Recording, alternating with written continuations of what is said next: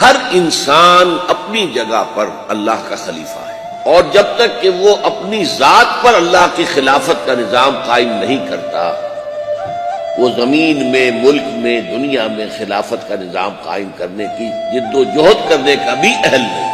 اللہ نے ہمیں جسم دیا ہے، ہاتھ پاؤں دیے ہیں، دماغ دیا ہے، جسمانی طاقت دی، اور ان تمام چیزوں کو ہمارے پاس ایک امانت کے طور پر عطا کیا ہے۔